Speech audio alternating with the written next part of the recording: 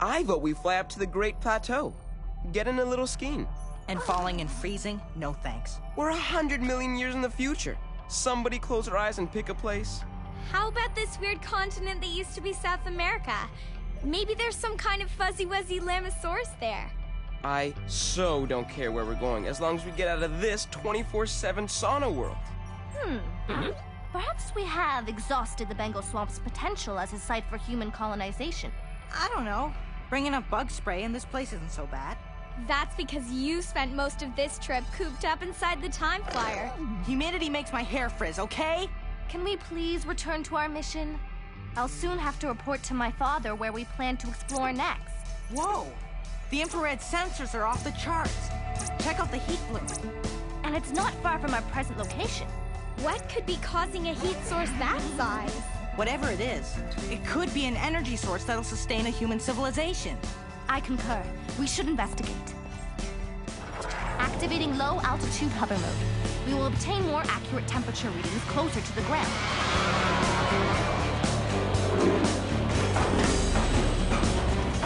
Well, we're close to the ground, all right.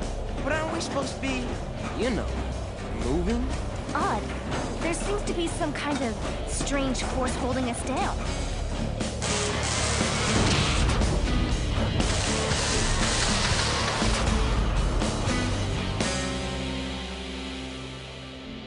I think it's called mud.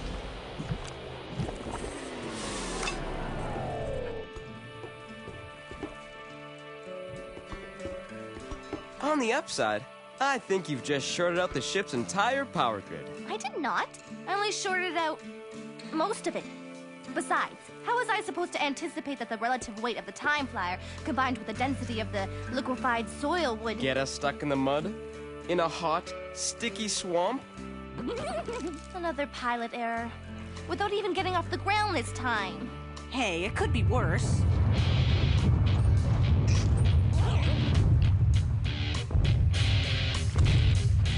And it is! Earthquake!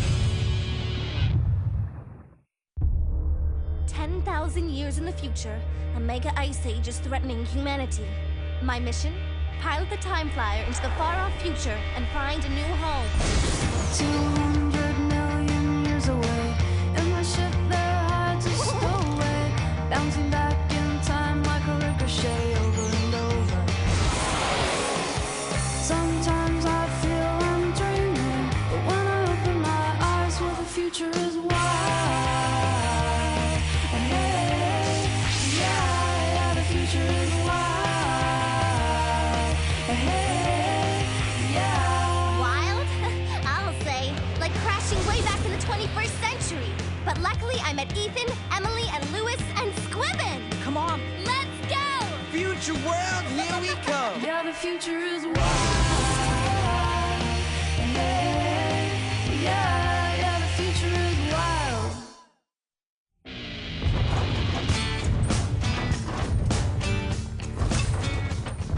Got enough power to operate the info station? Apparently. Why? Check for seismic activity. Peculiar. No evidence of tectonic plate shift. Actually, we don't appear to be located in a fault zone. Very weird. So I got a thought. Let's go anywhere else, now? Better run a quick diagnostic on the Time Flyer. Right. Do you know how? I think I see the problem. You do? Uh-huh. I don't read Martian. It is not Martian. So what does it say? Actually, I got a C- in my temporal mechanics class.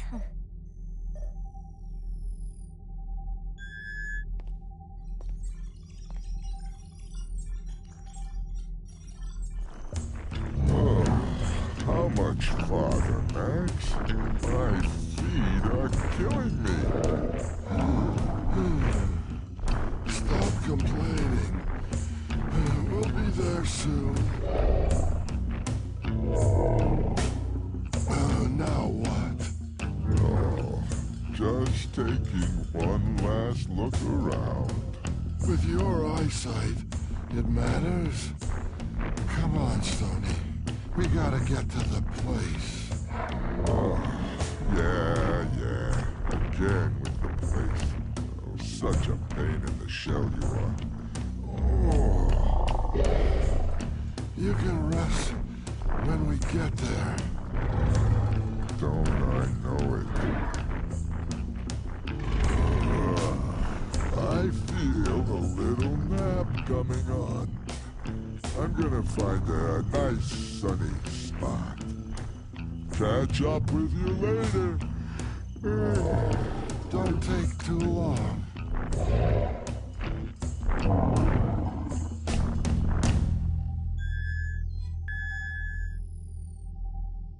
How am I going to explain this to my father? How about we discovered this incredible source of heat, but we couldn't check it because you broke the time flyer again?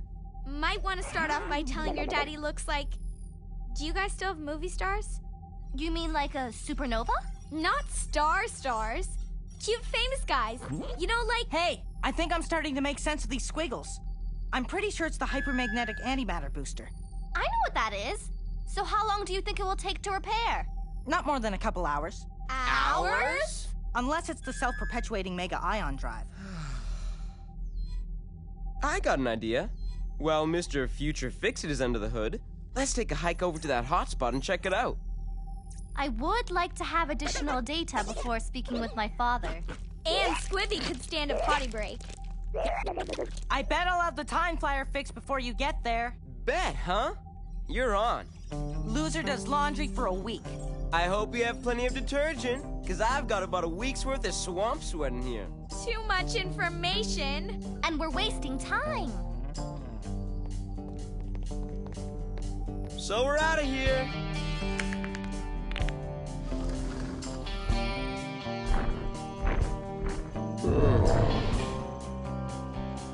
Oh, that looks like a nice sunny rock.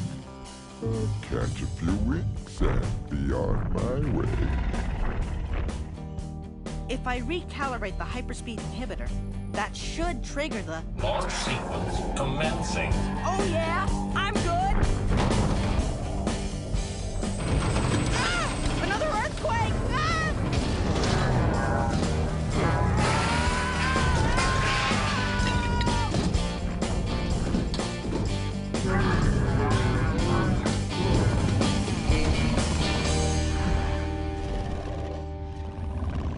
According to my infrared sensor, we're approaching the heat source. Which means all we gotta do is follow this path, and Lewis is the official laundry loser. Ugh, and not a moment too soon. Is that us? No, I believe the odor has been getting stronger as we hiked. Its point of origin appears to be somewhere up ahead on the path. About this path, anybody wondering how it got here? And who or what made it? Who cares? The important thing is that we win this. Whoa! Ethan! Are you okay? Yeah, other than a little mini road rash. Something odd about this crater. And that one. And that one. They're not craters. I think they're footprints. Interesting theory. Though the width and depth would suggest a creature the size of a...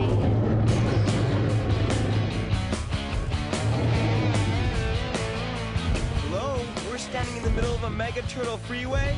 Tour time!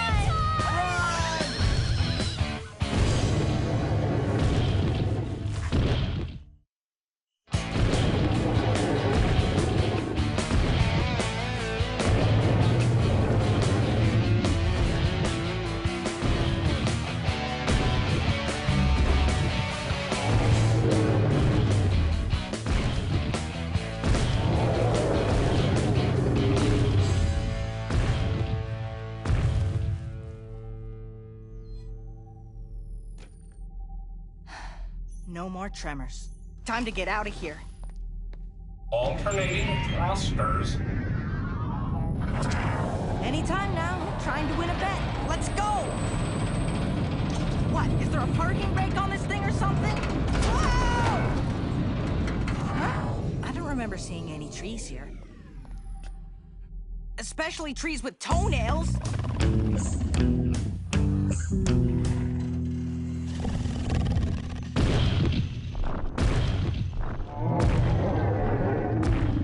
Guess we know what made the path now.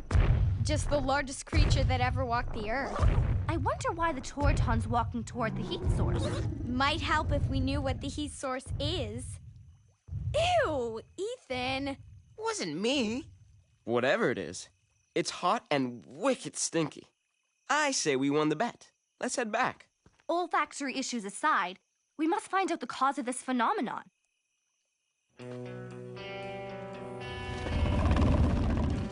A fully grown Toroton can reach a height of 7 meters and weigh 24 times more than an elephant. Just my luck. I've been pinned by a futuristic sumo wrestler.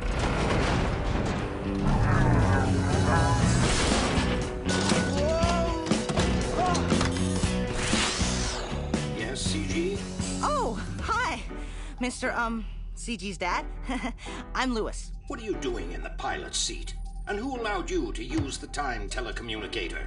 This is strictly against regulations. And where's my daughter?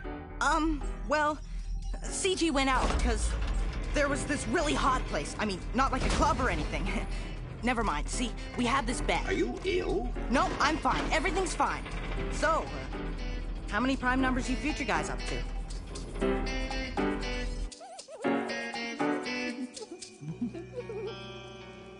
Ew.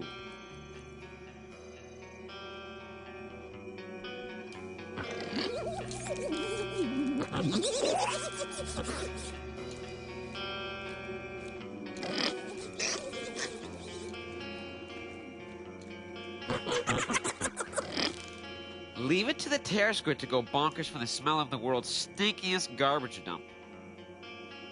It's not a dump. It's obviously a Toroton graveyard. Poor things. Searching holodeck database. Toroton. Average life expectancy well over 100 years.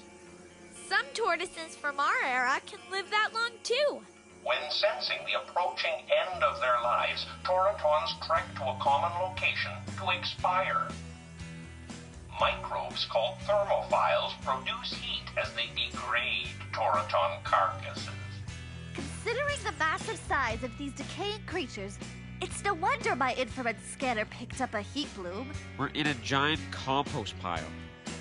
Fascinating.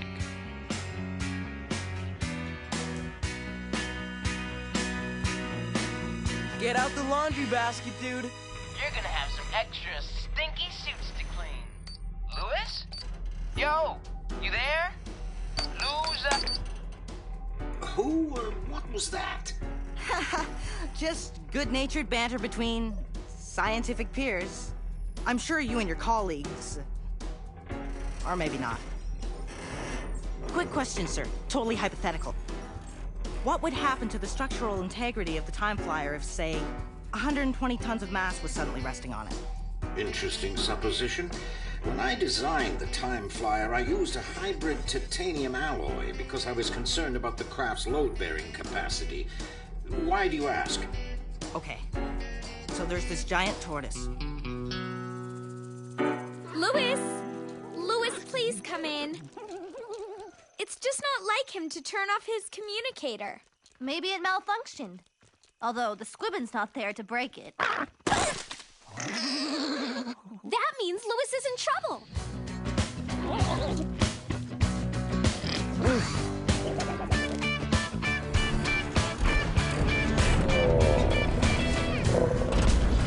I've discussed your unique conundrum with my engineering staff, Lewis. Great. I can use all the futuristic brainpower you got. What do I do? First, let's begin by changing the pattern of your firing sequence. Girls, you're getting worked up over nothing. Lewis is fine. I'm sure it's just... a giant tortoise trying to hatch him? Lewis! Lewis! Where are you? Are you okay?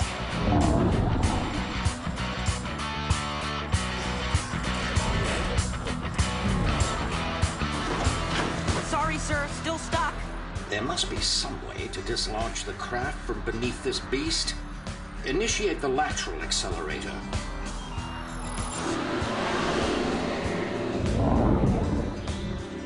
Toasty. Woohoo! Come and get me! Yeah, good eating! You know you want me!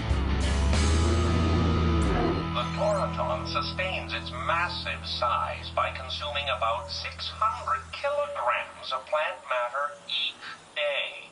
It's an herbivore. Give it up, Ethan! You're not Toraton Chow! And I could use some help. Busy! Hey, come on! Follow me! This... Ow!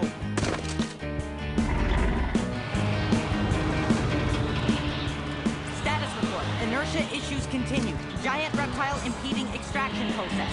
Just speak English, son. You're still stuck under the tortoise.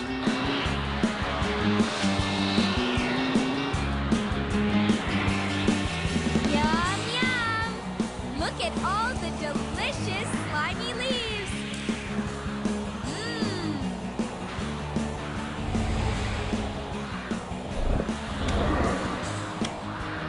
Get the goop gathering, girls. I've got a better plan. We are not going to hit that poor thing with sticks. Well, duh. That would just be silly. We're gonna make a giant monster costume and scare it away. I advise you to power down before the engines overheat. Heat. That's it. Excuse me? Toratons are reptiles, cold-blooded. They rely on external means to raise or lower their internal temperature. That is obvious, but I fail to see... I used to have this pet lizard that loved to sit on warm rocks when he felt his body getting too cold. That's probably why this big tortoise won't leave. We've been turning the Time Flyer into the warmest rock in the Bengal swamp. Plausible theory. So all we have to do now is figure out a way to turn the Time Flyer into a giant chill pill before it gets turned into a Toraton whoopee cushion. I actually think I understood that. So how do we cool this thing off super fast? Pay close attention while I brief you on commencing emergency hypercooling procedures. Step 1. Ventilate the internal fusion combustor. Okay, you guys ready to get scary? The only thing scary is that you think this is a good idea. Just start waving your sticks and making noise.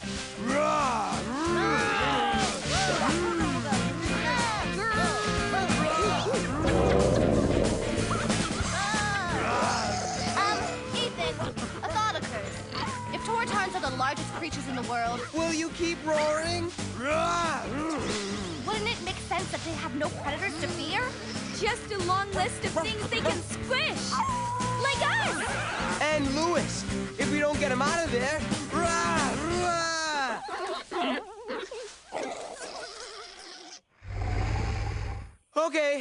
Okay, new plan. Stop roaring. And back up. Back up! Slow down!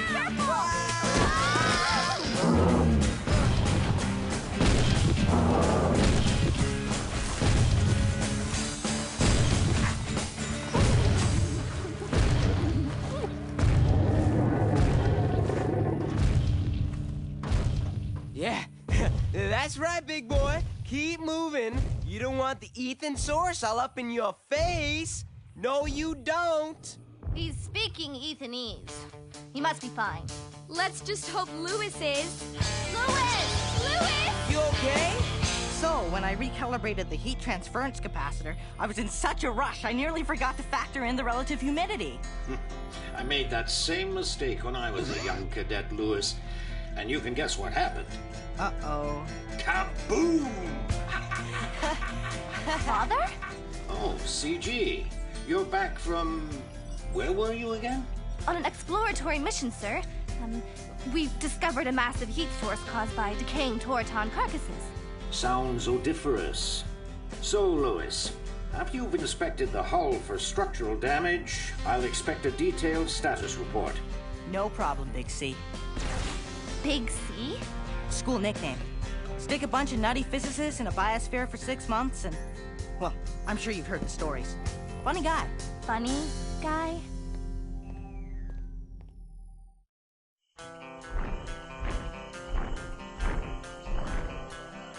Max? Stony? Yeah. Thanks for waiting for me. But the truth of the matter is, I'm having second thoughts about this graveyard thing. I found this nice warm rock, and all of a sudden these weird creatures show up and start dancing around, and I got to thinking, life is interesting. Why not stick around a little longer?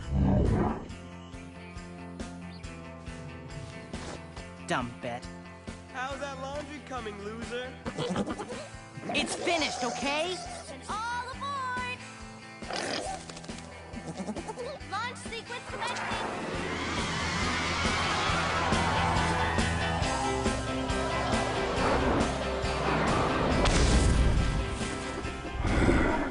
You know, you're right. There's still a lot of crazy stuff to see in this old world.